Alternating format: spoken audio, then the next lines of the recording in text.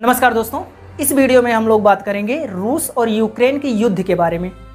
विस्तार से बात करेंगे कि आखिर रूस जब दूसरी महाशक्ति है दुनिया की, तो ये छोटे से यूक्रेन को हरा क्यों नहीं पा रहा है। आखिर ये युद्ध इतना लंबा क्यों चल रहा है। तो रूस यूक्रेन का क्या झगड़ा है, क्यों है, कैसे है, ये युद्ध खत्म क्यों नहीं हो रहा, सारी बातों का जवाब आपको इस वीडियो के अंत तक पता होगा। तो बात यहाँ से शुरू करते हैं हम लोग कि देखिए, प्राचीन काल में जो रूस के शासक होते थे, उनकी एक सिंपल सी मान्यता थी कि आपके पड़ोस में कोई भी राजा है जिससे आपको खतरा है कि ये भविष्य में हम पर आक्रमण करेगा और हमारी जमीन को हथिया लेगा, तो वो ताकतवर होकर तुम पर आक्रमण करे, उससे पहले तुम उस पर आक्रमण करके उसके जमीन को कब्जा कर लो, अपने रूस में, अपने क्षेत्र में मिला लो। और इस वजह से लगातार रूस के शासकों ने क्या किया, आसपास के पड़ोस के शासकों पर आक्रमण करते रहे और क्षेत्र को मिलाते गए।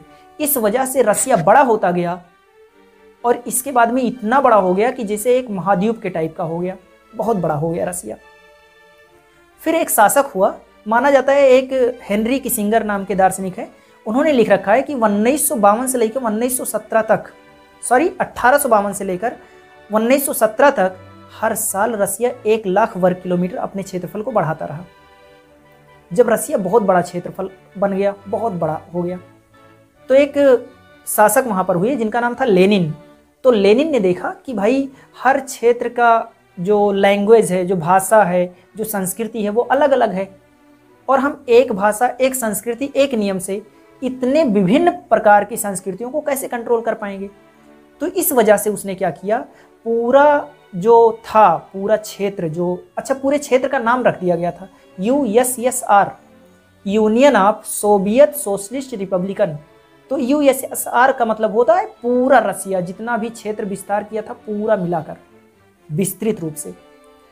लेनिन ने क्या किया, इस पूरे USSR को 15 टुकड़े में बांट दिया, जिसमें से 11वां टुकड़ा आप ये नक्शे में देख रहे हैं, जिसमें से 11वां टुकड़ा, इसका नाम रखा गया रूस, और जो आप 14 नंबर टुकड़ा देख रहे हैं इसका नाम है यूक्रेन। और रूस और यूक्रेन ये दोनों गणतंत्र USSR के हिस्से थे, यानी USSR एक ही देश है, यक्कई देश है, जिसका एक, जैसे भारत एक देश है और भारत में एक स्टेट है उत्तर प्रदेश, एक है मध्य प्रदेश, एक है राजस्थान, इस तरह से ऐसे ही USSR एक देश है और उसके ये समझ लीजिए राज्य हैं सबके सब। तो एक राज्य है, एक गणतंत्र है रूस जो आप 11 नंबर पर देख रहे हैं, और एक गणतंत्र है यूक्रेन जो आप 14 नंबर पर देख रहे हैं।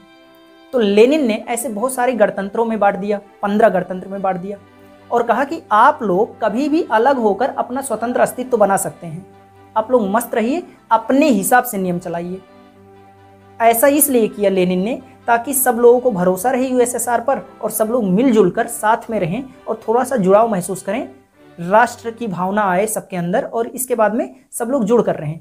तो ऐसा कर दिया उसने, और शायद कुछ लोग मानते हैं कि ये उसकी बहुत बड़ी गलती थी, और इस तरह से चल रहा था। फिर क्या हुआ, 1954 की बात है। 1954 में एक ख्रुश्चेव नाम के रूस के एक प्रेसिडेंट थे, रूस के शासक थे, जो 11 नंबर पर आप देखे हैं। वो रूस के शासक ख्रुश्चेव ने क्या किया, रूस का एक टुकड़ा था क्रीमिया, आप नक्शे में देखिए क्रीमिया, ये रूसी गणतंत्र का हिस्सा था। तो रूस के प्रेसिडेंट ने क्रीमिया को रूसी गणतंत्र से अलग करके इसको 14 नंबर यानी यूक्रेन गणतंत्र में शामिल कर दिया। और ऐसा इसने इसलिए किया, कहा कि भाई हम दोनों ही USSR के हिस्से हैं, तो क्रीमिया चाहे मेरे हिस्से में रहे, मतलब चाहे रूसी गणतंत्र का हिस्सा रहे, चाहे यूक्रेनी गणतंत्र का हिस्सा रहे, क्या फर्क पड़ता है, हम दोनों ही USSR के हिस्से हैं। तो इस वजह से क्रीमिया को रूस से अलग करके उसने क्या किया, उसमें कर दिया, यूक्रेन का हिस्सा बना दिया। और 1954 में क्या हुआ, जो क्रीमिया था ये रूस से अलग होकर यूक्रेन का हिस्सा बन गया। अब इसका होने के बाद देखिए 1945 में द्वितीय विश्व युद्ध समाप्त हो चुका है। अमेरिका कह रहा है कि दुनिया का सबसे ताकतवर मैं हूँ, रूस कह रहा है, यानी USSR कह रहा है कि नहीं, मैं हूँ सबसे ताकतवर। अब दोनों में शीत युद्ध चल रहा है। शीत युद्ध का मतलब होता है कागजी लड़ाई, केवल एक दूसरे में तनाव की स्थिति रहे, डायरेक्ट सैनिक लड़ाई ना हो, कागजी लड़ाई हो, दोनों में एकदम से कट्टरता हो, तो इसको कहते हैं शीत युद्ध। 1954 में क्रीमिया अलग हुआ, फिर शीत युद्ध चल रहा था, और ये शीत युद्ध के कारण 1991 में जो यूएसएसआर है इसका विघटन हो गया और 15 के 15 गणराज्य, जो यूएसएसआर के 15 गणराज्य थे, वो सब के सब अलग हो गए। यानी कि यूक्रेन एक अलग देश बन गया और रूस जो कि यूएसएसआर का हिस्सा था वो एक अलग देश बन गया। यानी सब के सब टूट गए और फिर अलग अलग देश बन गए। और क्रीमिया जो यूक्रेन में शामिल हुआ था वो यूक्रेन के साथ ही चला गया। और जब ऐसा हुआ तो रूस को अब लग रहा था कि यार हमसे तो बहुत बड़ी गलती हो गई, क्रीमिया तो चला गया, हाथ से निकल गया। फिर रूस ने यूक्रेन से कहा कि भाई देखो, क्रीमिया को तुम अपने पास रखो, कोई दिक्कत नहीं है, मेरा हिस्सा था, आपने ले लिया था, हम लोग दोनों यूएसएसआर के हिस्से थे तो दे दिए थे, आप रखो, अब भी मुझे नहीं चाहिए। पर एक काम करो, जो यूक्रेन में परमाणु बम है वो सारे के सारे मुझे दे दो। भाई रूस सोचता था कि परमाणु बम मुझ पर ही ना हमला कर दे, क्योंकि भाई अब तो पड़ोसी हो गया वो, जो हम दोनों एक ही देश के हिस्से थे अब तो पड़ोसी हैं। तो उसने कहा कि क्रीमिया को आप अपने पास रखो और अपने जितने भी न्यूक्लियर वेपन हैं वो सारे के सारे मुझे दे दो, ऐसा रूस ने कहा। और कहा कि हम तुम्हें गारंटी देते हैं यूक्रेन भाई कि तुम पर कभी कोई आक्रमण नहीं करेगा, तुम्हारी सारी सुरक्षा की गारंटी मेरी है, इस तरह से कह दिया। फिर यूक्रेन ने क्या किया, सारे न्यूक्लियर वेपन दे दिए। और भविष्य में क्या किया इसने, 1997 में जाकर ये EU जो यूरोपियन संघ है उसमें जाकर, यानी पश्चिम के जो देश हैं, जो रूस के प्रतिद्वंदी हैं, जो रूस के दुश्मन देश हैं, उनसे जाकर ये यूक्रेन संधि करने लगा और इसने कहा कि मुझे EU में शामिल कर लो या नाटो में शामिल कर लो। नाटो क्या है? नाटो अमेरिका उसका प्रमुख है और अमेरिका ही सबसे ज़्यादा पैसा उसमें खर्च करता है। और नाटो कई देशों का समूह है और क्या करता है, इस नाटो समूह में जितने भी देश हैं, कोई भी किसी भी देश पर आक्रमण होगा तो पूरे नाटो देशों पर माना जाएगा कि आक्रमण हो गया और नाटो देश में जितने देश शामिल है सब मिलकर उसका प्रतिरोध करेंगे। जैसे मान लीजिए नाटो में कोई एक देश है शामिल है, मान लीजिए यूक्रेन शामिल हो गया नाटो में, तो नाटो में यूक्रेन शामिल हो गया ना, अब यूक्रेन पर कोई भी आक्रमण करेगा तो समझ लीजिए कि नाटो में जितने भी 25, 26, 27 देश हैं उन सब पर आक्रमण कर दिया और सब मिलकर उस पर आक्रमण करेंगे, जो नाटो के देश पर आक्रमण करेगा। तो यूक्रेन ने नाटो से कहा कि भाई मुझे नाटो में शामिल होना है, EU में शामिल होना है, यूरोपियन संघ में शामिल होना है। यूरोपियन संघ भी बहुत सारे देशों का समूह है। तो जब ऐसा कहा तो भाई रूस को लगा कि यार यूक्रेन धोखा दे रहा है हमें, अगर हमारे दुश्मन देश में ये शामिल हो जाएगा तो मुझ पर आक्रमण होने का डर रहेगा, मेरे जमीन जाने का डर रहेगा। तो इस वजह से उसने कहा कि भाई क्रीमिया मेरे हवाले करो, मुझे दे दो वापस। ये नहीं माना। फिर 2008 में जो EU है और नाटो है, इसने यूक्रेन से कहा कि भाई आ जाओ, हम तुम्हें शामिल करने को तैयार हैं। और यूक्रेन के पास जैसे ही ये आया ऑफर कि भाई आ जाओ EU और नाटो का हिस्सा बन जाओ, जैसे तुरंत रूस क्रीमिया के दौरे पर गया। और क्रीमिया के दौरे पर गया, फिर वहाँ के जो प्रधानमंत्री हैं, जो वहाँ के प्रमुख थे यूक्रेन के, उनसे कहा कि भाई मैं 15 बिलियन का तुम्हें कर्जा देने को तैयार हूँ, 3 बिलियन का कर्जा, 4 बिलियन का कर्जा तो मैं तुरंत देने को तैयार हूँ। आप रूस के साथ में खड़े रहो, यूक्रेन भाई तुम रूस के साथ में रहो और तुम्हें कोई भी दिक्कत नहीं होगा, तुम्हारी सुरक्षा सब कुछ हमारी जिम्मेदारी होगी। पर अमेरिका के कुछ साजिश की वजह से ये समझौता नहीं हो पाया, टूट गया। और 2014 में मजबूरी में रूस को आक्रमण करना पड़ा और क्रीमिया पर कब्जा कर लेना पड़ा। जो क्रीमिया रूस का ही हिस्सा था, इसने यूक्रेन को दे दिया था, उस पर कब्जा कर लिया। और इसके बाद में दोनों में द्वंद्व बढ़ने लगा।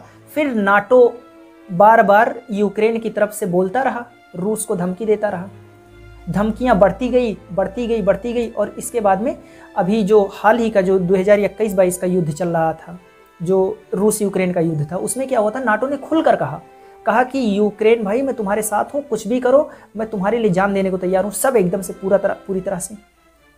और इसके बाद में जब रूस ने यूक्रेन पर हमला किया तो अमेरिका ने सामने आकर कहा कि भाई यूक्रेन नाटो का हिस्सा नहीं है, इस वजह से नाटो यूक्रेन की तरफ से रूस से युद्ध करने नहीं जाएगा। अच्छा, रूस जानता था कि नाटो नहीं आएगा। क्यों नहीं आएगा? क्योंकि नाटो में जितने भी देश हैं ना, उन सभी देश उस समूह को, जो नाटो संस्था है, उसको बहुत कम पैसा देते हैं। केवल अमेरिका के भरोसे वो नाटो चल रहा है। तो सब के सब नाटो में जितने भी देश शामिल हैं, सबके सब स्वार्थी हैं। तो इस वजह से वो सब यूक्रेन की मदद, भाई आपस में मदद नहीं कर पाते थे तो यूक्रेन की मदद क्या करेंगे। तो अमेरिका ने कहा कि हम भाई नहीं तुम्हारी मदद करेंगे, और फिर क्या हुआ, यूक्रेन पर उसका सपोर्ट मतलब हमला हो गया रूस का। लेकिन अंदर से अमेरिका यूक्रेन को फंडिंग करता है, यानी कुछ ना कुछ तो मदद देता ही है। तो इस वजह से लगातार युद्ध चल रहा है और अमेरिका, यूरोपियन संघ, यूरोपियन देशों की मदद से, नाटो की मदद से, हल्का हल्का आंतरिक मदद से यूक्रेन हार भी नहीं रहा है और रूस पीछे हटने को तैयार नहीं है।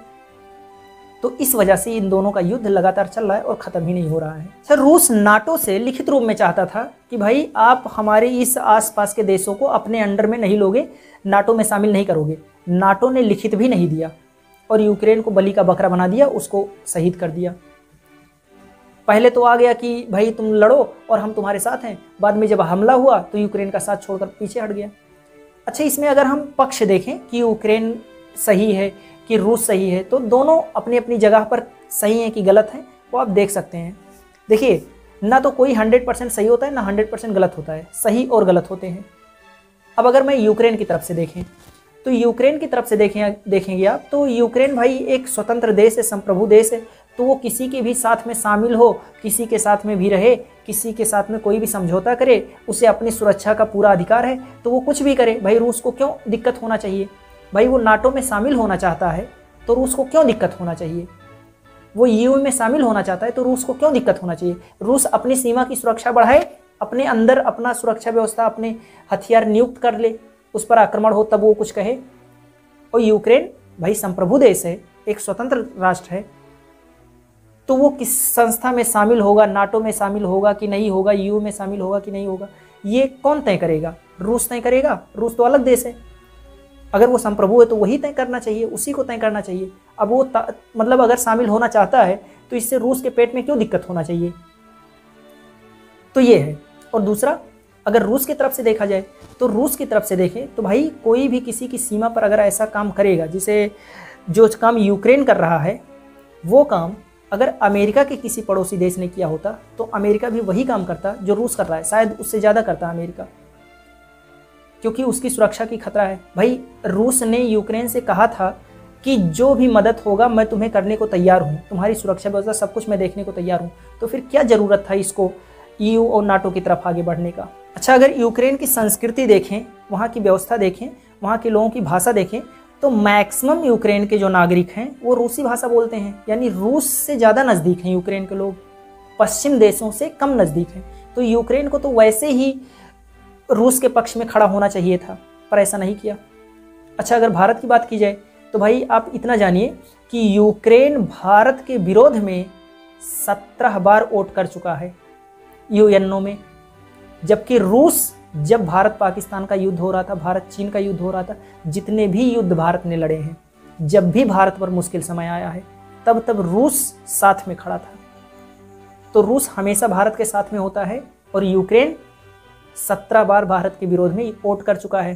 तो इस वजह से हम लोग किसके साथ में होंगे वो तो भारतीय राजनीति तय ही कर रही है, आप लोग देख ही रहे हैं। तो ये है पूरा का पूरा झगड़ा।